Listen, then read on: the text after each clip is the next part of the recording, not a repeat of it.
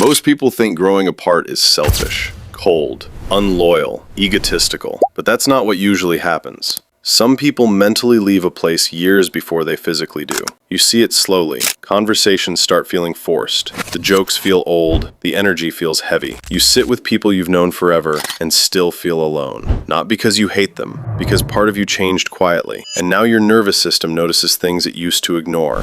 Some environments only feel normal because your body adapted to them, until one day it doesn't, and that changes everything. The first sign is emotional exhaustion after familiar interactions.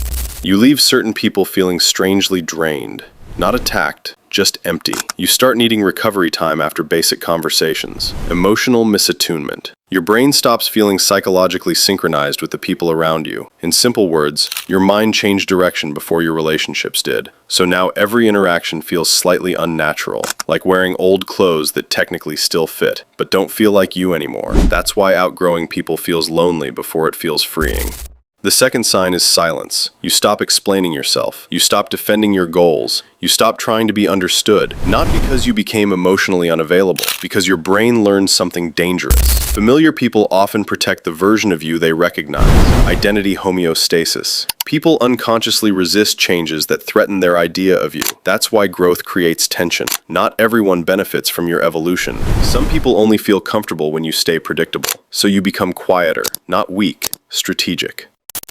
The third sign is discomfort around old habits. Places you once loved start feeling strange. Scrolling for hours feels numbing. Constant noise feels exhausting. Even certain jokes start feeling empty. Cognitive dissonance. Your behavior no longer matches your internal reality. Your mind starts rejecting patterns that once helped you survive. That's why growth feels confusing at first. Part of you still wants familiarity. Another part feels trapped by it. So you exist in between, not fully connected to your past, not fully comfortable in your future. That in-between stage breaks people, especially the ones who confuse comfort with alignment. The fourth sign is grief, and almost nobody talks about this part. Outgrowing people sounds empowering online. In real life, it feels like mourning someone still alive. You remember old versions of yourself around them, the laughter, the routines, the emotional safety, but your nervous system knows something changed. Emotional divergence. Two people emotionally developing in different directions. And the disturbing part? Nobody has to be toxic for this to happen. Sometimes nobody did anything wrong.